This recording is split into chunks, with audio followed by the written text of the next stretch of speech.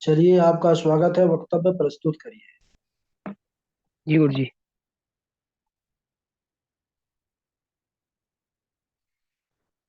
हरि ओम। गजाननं भूतगणाधिसेवितं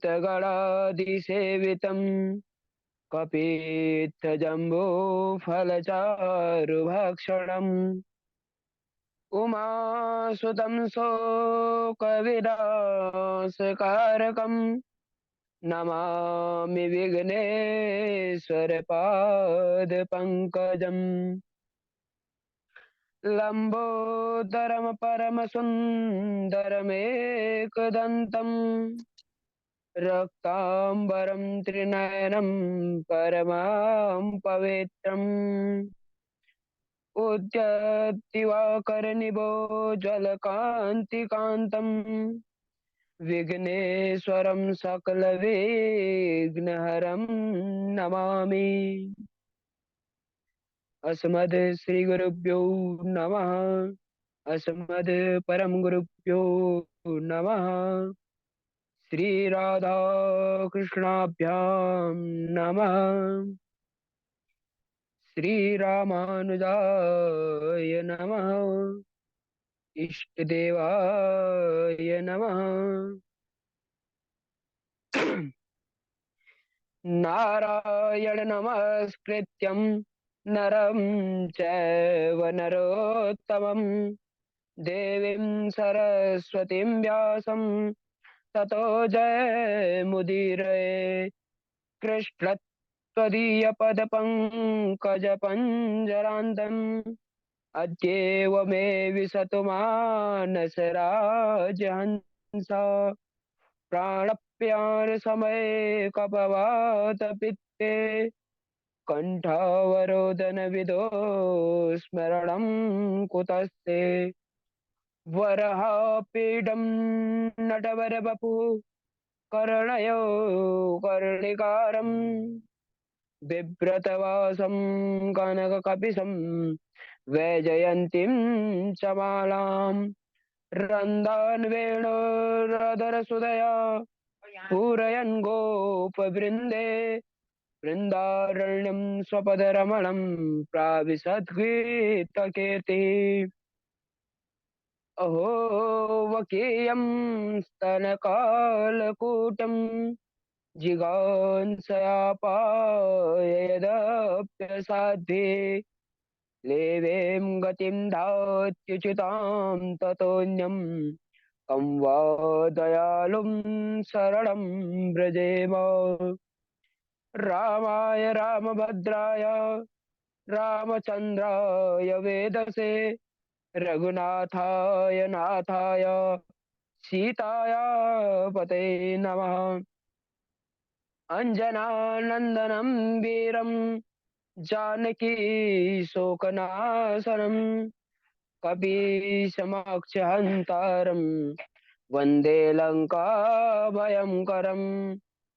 मूकं करोति वाचालं पङ्गुं लङ्घयते गिरिं यत्कृपातमहं वन्दे परमानन्दमाधवम्। भक्त भक्ति भगवंत गुरु चतुर्नाम वपुष वंदन किए ना सतविघ्न अनेक। कृष्णाय कृष्ण जय जय श्री राधा रमण जय जय नवल किशोर जय गोपी चित चोर प्रभु जय जय माखन चोर जय जय माखन चोर। बोलिए वेद जी महाराज की जय। सुखदेव महाराज की जय। भागवत महापुराण की जय। अनंत कोटि ब्रह्मांड नायक अचिंत्य कल्याण गुणगण निधान सर्वेश्वर सर्वाधिपति अकारण करुणा वरुणालय सर्वाधिपति सकल जन कल्प हारक अनंत कोटि कंदर दलन निर्गुण निराकार सगुण साकार सच्चिदानंद घन परमात्मा श्री कृष्ण एवं श्री राधा रानी के युगल चरणार बिंदों में मुझ दास का बारंबार प्रणाम। भागवत भक्त गण, अनुपस्थित भागवत भक्तगण एवं अनुरागी सज्जनों, भक्तिमयी मात्र शक्ति भगनी बांधवों तथा जो इस दूरभाष यंत्र से मेरी आवाज सुन रहे हैं उसे मुझ दास का बारंबार प्रणाम। तो कहते हैं, सिया राम मय सब जग जानी, सिया राम मय सब जग जानी, करहु प्रणाम जोर जुग पानी। तो आइए हम अपने कथा में प्रवेश करें। कथा में प्रवेश करने से पहले अपनी मन वाणी को हम स्वच्छ करें, जो संकीर्तन के माध्यम से किया जाता है।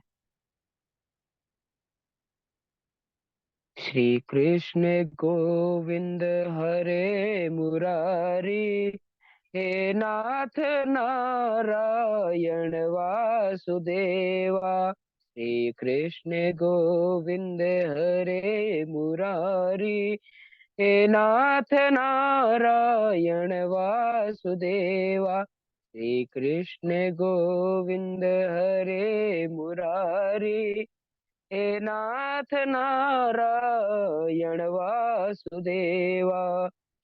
हे नाथ नारायण वासुदेवा, हे नाथ नारायण वासुदेवा। श्री कृष्ण गोविंद हरे मुरारी, हे नाथ नारायण वासुदेवा। श्री कृष्ण गोविंद हरे मुरारी, हे नाथ नारायण वासुदेवा। बोलिए वेद्या जी महाराज की जय, भागवत महापुराण की जय, सुखदेव महाराज की, अपने अपने गुरुदेव की जय, अपने अपने इष्ट देव की जय।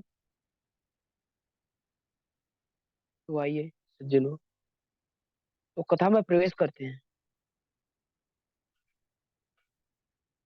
तो राजा परीक्षित जी पूछते हैं, जब उन्हें सुखदेव महाराज जी ने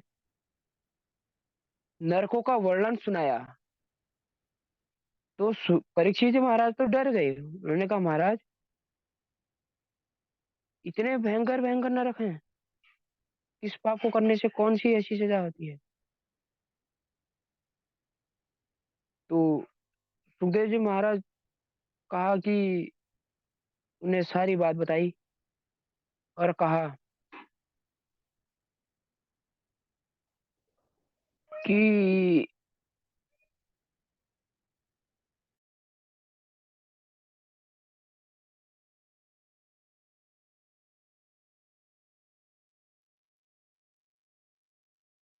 तो जब ये परीक्षित जी ने सुना कि भाई इस नरक इस पाप को करने से यह सजा मिलती है, इस पाप को करने से यह सजा मिलती है,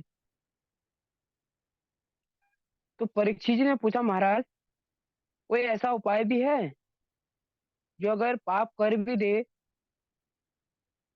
तो उस पाप का प्रायश्चित करके भगवत धाम के लिए जाने का कोई मार्ग है कोई। तो सुखदेव जी हंसकर कहते हैं, परीक्षित यह तुमने अपने लिए नहीं पूरे जन कल्याण के लिए पूछा है। तो बताते हैं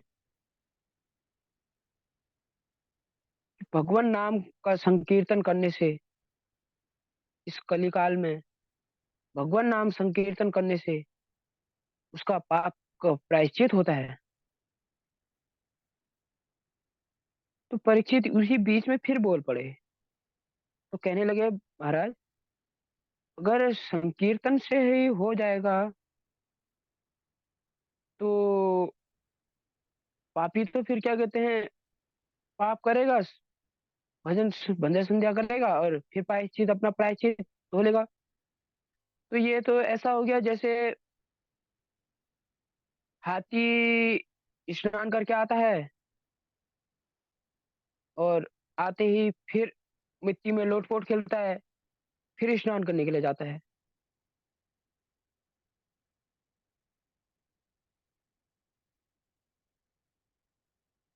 तो परीक्षित जी महाराज सुखदेव जी कहते हैं कि ऐसा नहीं है।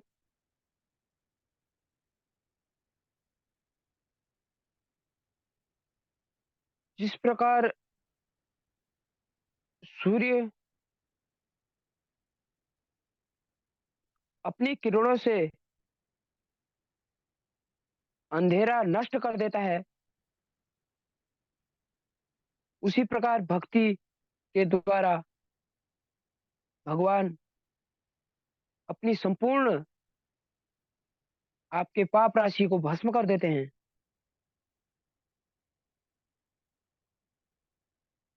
तो इसी में एक तुम्हें एक इतिहास सुनाता हूँ।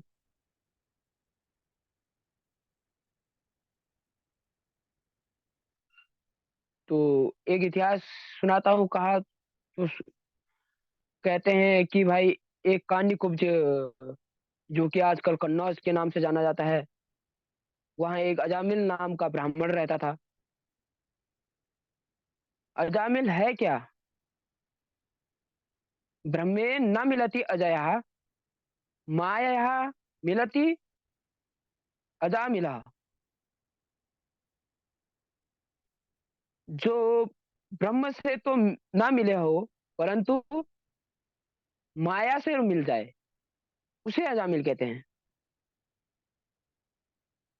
तो अजामिल एक ब्राह्मण था, वो त्रिकाल संध्या करता था रोजाना। घर में सब सुखी थे, घर परिवार उसका सब सुखी रहता था। तो एक दिन संध्या की अजामिल ने, तो कहा कि भाई अब मैं अपनी इधर क्या कहते हैं सामग्री ले आऊं, हवन की समिधा ले आऊं वन में जाके। तो उन अजामिल की जो पत्नी थी, उसने कहा चलिए ठीक है, आप ले आइए, तब तक अब मैं भोजन बनाती हूँ। अजामिल गया वन में समीरा ढूंढने। समीरा ढूंढी ही थी कि एक सुंदरी वहां से निकली, जो कि वेश्या थी। अब अजामिल ने उसको देखा तो इतना मंत्रमुग्ध हो गया कि वह उसके पीछे पीछे ही चलने लगा।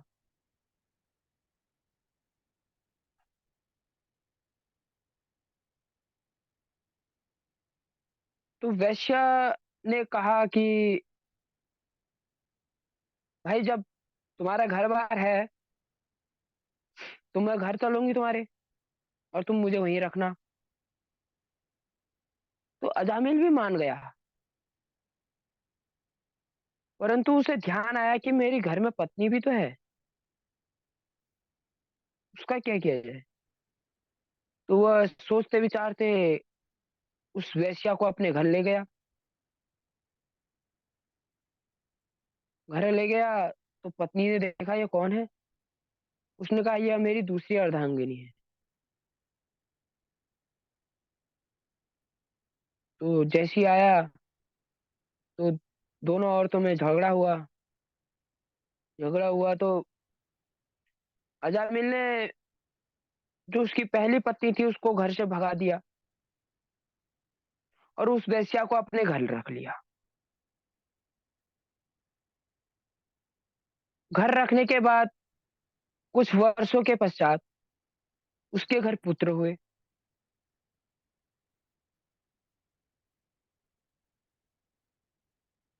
उसके वहां 9 पुत्र हो गए। अब 9 पुत्र हुए जब, अब वो वैश्या भी कहने लगी, भाई 9 पुत्र तो हो गए, अब खाने पिलाने का क्या है? तो जो उसका धन था पहले, वो सब खत्म हो चुका था। अब वैश्या ने कहा, भाई अगर तुम्हारे पास धन ही नहीं है तो मैं क्या रह के क्या करूं? उसने उपाय सोचा। तो वह अजामिल नाम का डाकू बन गया। वह जंगल जाता, जो भी जंगल में आता, राहगीर जो भी जंगल आता, उसके धन लूटना, उसकी जो भी सामान था वो सब लूट देता और उनको मार देता था। तो यह उसकी दिनचर्या बन गई थी। वह जंगल जाता, राहगीरों को पकड़ता, लूटता, मारता, और जो भी सामान मिलता वो बाजार जाके बेच के उसका वो सामान ले आता। होते करते बहुत समय बीत गया। उसके घर में एक 10वां पुत्र भी गर्भ में आ चुका था। तो प्रभु की ऐसी लीला रही कि वह तो सवेरे सवेरे चले गया जंगल को, राहगीरों को लूटने के लिए, और उधर से संत महाराज पधार गए घर। संत महाराज पधारे घर, तो संतों का तो भाव ही बिल्कुल शांत रहता है। वह बिल्कुल शांत, उसको ना वैश्या से मतलब, ना किसी से मतलब, उसको बस भिक्षा चाहिए, बस। वह आया, हल्की शाम होने लगी, तो घूमते घूमते अजामिल के गांव पहुंच गए। गांव पहुंचे तो उन्होंने कहा, भाई ऐसा कोई घर है सज्जन का, किसी सज्जन का, जिसके वहां हम शाम रात्रि विश्राम कर सके? तो उसी में कुछ ऐसे शरारती बच्चे थे। उन्होंने कहा, महात्मा यहाँ पे से थोड़ा दूर, कुछ दूर में एक अजामिल नाम के ब्राह्मण का घर है। अब जब संतों ने सुना, यार ब्राह्मणों का घर है, तो उन्हें तो बढ़िया हुआ। उन्होंने कहा, भाई ब्राह्मण का घर, तो उधर भोजन तो बढ़िया ही रहेगा। तो उन्होंने कहा, चलो ठीक है। उन्होंने अजामिल के घर भेज दिया। अजामिल के घर गए, बाहर से आवाज दी, भिक्षाम देही माता। तो वो वैश्या बाहर आई। बाहर आई तो उसने देखा संत महात्मा है, उन्होंने उनका आदर सत्कार किया और खिलाया पिलाया, उनको भोजन वगैरह सब करवाया। तो संत महात्माओं ने कहा, माई आज तो रात्रि होने को जा रही है और हम आज विश्राम आपके यहीं करेंगे। अब पहले तो वैश्या डर गई कि उसने कहा, अगर मेरे पति आएंगे तो इनको मार देंगे। तो उसने डरते डरते कहा, चलिए कोई बात नहीं महाराज, आप आज का विश्राम यहीं कर लीजिए। विश्राम, उन्हें शाम का भोजन करवाया। तो संत महात्माओं ने अपने हाथ से बनवाया, भोजन अपना हाथ से बनवाया, ठाकुर जी को भोग लगवाया, अपना भोग लगाया, और एक थाली उस अजामिल की पत्नी को भी दिया। हाँ ये भोग है, इसे स्वीकार करें। तो उस वैश्या ने भी स्वीकार कर लिया। तो रात्रि हुई, सब संत महात्मा तो अपने विश्राम में सो गए। अब वह अजामिल आया रात को, उसने देखा यहाँ तो संत महात्माएं सोए हैं। अब उसका गुस्सा, क्रोध बढ़ गया। गुस्सा हुआ तो अंदर गया, अपनी पत्नी से कहने लगा, क्यों रे, इसको क्यों सुलाया इनको यहाँ को? उसने कहा, कोई बात नहीं, संत महात्मा है, सवेरे उठ के चले जाएंगे। संत महात्मा उठ के चले जाएंगे। उसने कहा, चलो कोई नहीं। कुछ मांगा तो नहीं तुमसे? अजामिल ने अपनी पत्नी से पूछा। उन्होंने कहा कुछ नहीं मांगा मेरे से महाराज। वही अपना लाए थे, खाया पिया इन्होंने और सो गए। चलो ठीक है, अजामिल ने कहा चलो ठीक है, सवेरे होंगे अपना आप उठेंगे, चले जाएंगे। सवेरे हुआ तो संत महात्माओं ने अपनी संध्या की और दूसरी ओर प्रस्थान करने लगे। तो एक संत जो उनमें उनके गुरु थे, उन्होंने कहा भाई ऐसा है, आपने कल रात भोजन तो करवाया और दक्षिणा भी देनी पड़ती है इसकी। यह बात अजामिल के कानों में पड़ गई। अजामिल अंदर से बौखलाया हुआ बाहर आया। उसने कहा क्यों भाई, तुम्हें रात्रि का विश्राम कर दिया है, बोला तुम्हारा ये लोटा चिमटा वगैरह सलामत रखा है, तो यही दक्षिणा मानो, नहीं तो ये अभी तक साफ हो गया होता।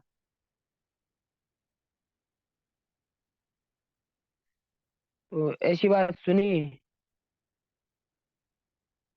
तो उस वेश्या के उधर को देखा तो देखा कि भाई इसके पुत्र होने वाला है। तो संत महात्माओं ने कहा चलो दक्षिणा नहीं सही तो कोई बात नहीं, तुम एक काम करना, जब ये तुम्हारा पुत्र होगा तो इसका नाम नारायण रख देना, हम समझेंगे हमारी दक्षिणा यही है। तो संत महात्मा अपना चले गए।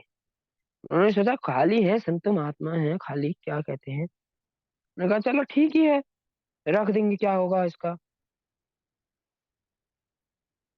तो वो समय भी आ गया। अजामिल के घर एक पुत्र हो गया, 10वां पुत्र भी हो गया। तो उसने उसका नाम नारायण रखा। उसने कहा भाई संत महात्माओं ने कहा है, और उसकी पत्नी ने भी कहा कि भाई संत महात्माओं ने कहा है कि इसका नाम नारायण रख देना है, तो नारायण ही सही, हमने क्या करना है इसका।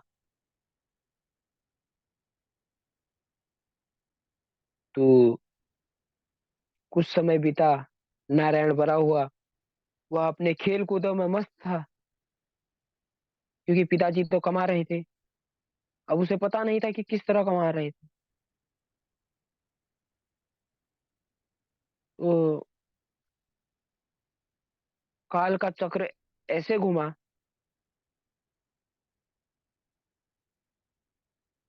कि अजामिल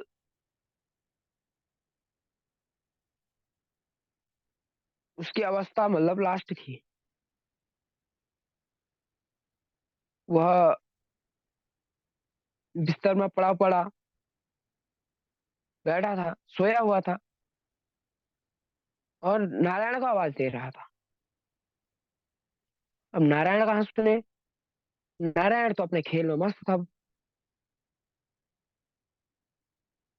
अब जब यमदूत पहुंचे, तो यमदूत पहुंचे तो अब उसने और जोर से आवाज दी, नारायण बचाओ मुझे बचाओ। अब कोई पुत्र तो दिख नहीं रहा था, तो एक ही पुत्र दिख रहा था, नारायण बचाओ कह रहे थे।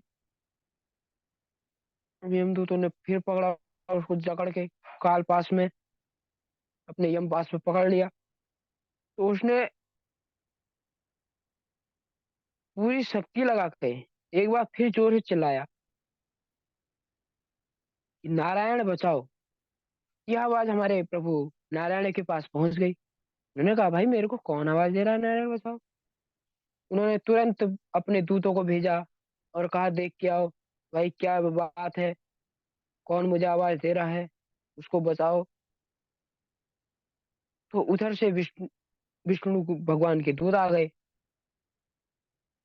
तो इधर यमदूत तो उसको यम पास में अपने जकड़ के ले जा रहे थे। तो यम पास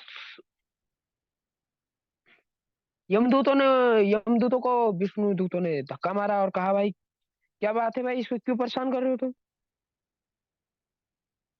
या हमारे प्रभु का आवाज दे रहा है, तुम कैसा इसको हाथ लगा रहे हो।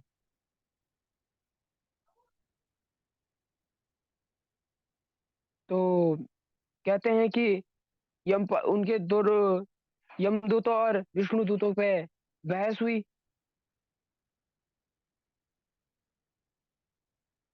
तो बहस होते होते बहुत ज्यादा बढ़ गई। तो विष्णु दूतों ने कहा, भाई चाहकर या ना चाहकर जो हमारे प्रभु का नाम ले लेता है उसे हमारे प्रभु ही अपने हाथ से बचाने आ जाते हैं भाई, चाहे वह कैसे ही नाम ले ले उस भगवान का। तो यमदूतों ने कहा, भाई किस किस भगवान? उन्होंने कहा नारायण। कितना तो पंडित है इसमें?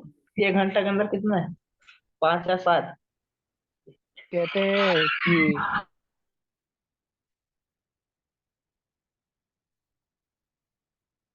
वह नारायण जो यमदूत थे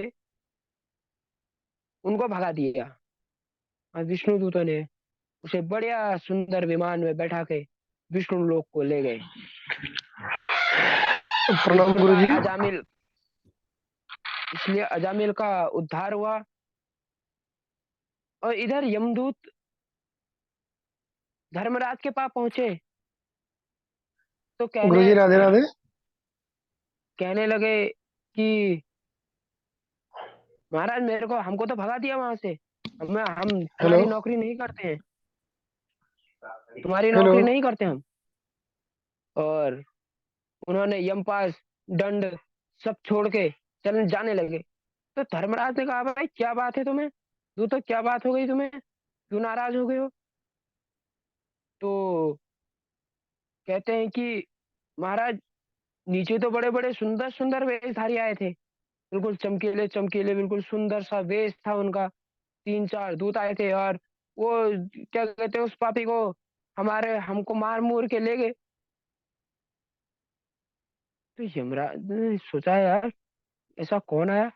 उन्होंने आया कोई था, कोई भी आया था, अरे नाम तो बताया होगा उसका उन्होंने कि भाई यहाँ से आए हूँ। उन्होंने कहा, भाई नारायण का नाम ले रहे थे। तो जैसे नारायण का नाम सुना तो धर्मराज चौंक गए। उन्होंने कहा, भाई ऐसा है, शांत शांत, यह नाम यहाँ मत लेना। अगर इसका इनका नाम यहाँ लोगे तो जितने यहाँ पापी हैं सब विष्णु धाम को चले जाएंगे। उनका, भाई ऐसा क्या है इसमें, ऐसे नाम में क्या है? उन्होंने कहा, यह ऐसा नाम है जो भव सागर से भी तार देता है आदमियों को। इसके एक नाम मात्र से भव सागर तर जाता है।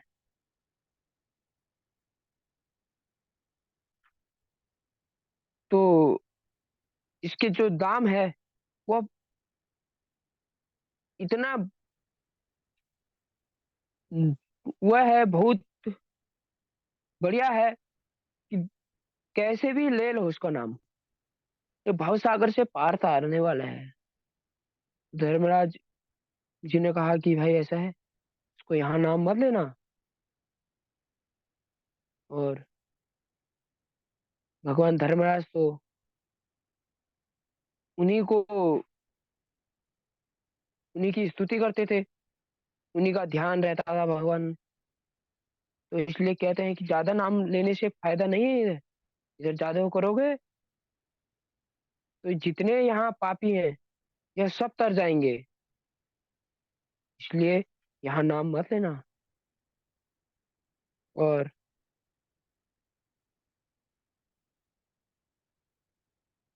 अब उसके बाद जब वो हो गया उसके बाद तो हमारे परम पूज्य गोस्वामी तुलसीदास जी ने रामचरितमानस में कहते हैं, नाम प्रसाद संभव बिनासी, साधु अमंगल मंगल राशि, सुख सनकादिक सिद्ध मुनि जोगी, नाम प्रसाद ब्रह्म सुख भोगी। नारद जाने हो नाम प्रतापु। जग प्रिय हरि हरि हर प्रिय आपू। नाम जपत प्रभु कीन प्रसादु। भगत शिरोमणि भय प्रहलादु। द्रव सगलानि जपे हो हरि नाम। पायहु अचल अनूप ठाहु। सुमिरि सुपवन सुत पवन पावन नाम। अपने वश करि राखे हो राम।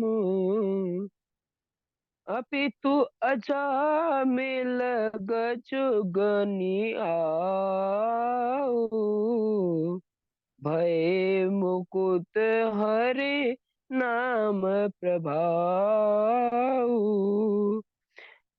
कहाँ कहो लग नाम बड़ाई।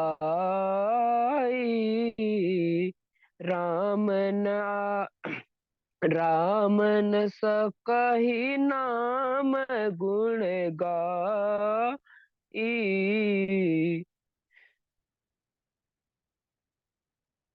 तो इस प्रकार तुलसीदास जी ने कहा है। बहुत ही सुंदर स्तुति कही।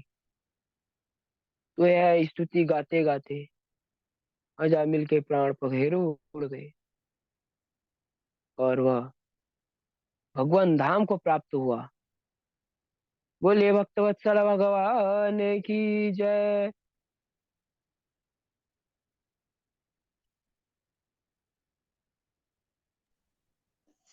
चलिए, बहुत सुंदर। अभी बड़ा आनंद आ रहा था।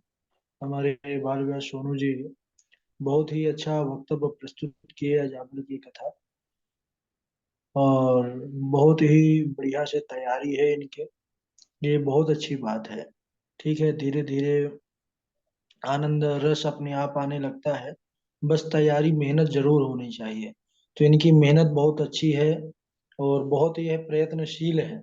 श्लोक हो या कथानक हो, बहुत अच्छा तैयार करते हैं।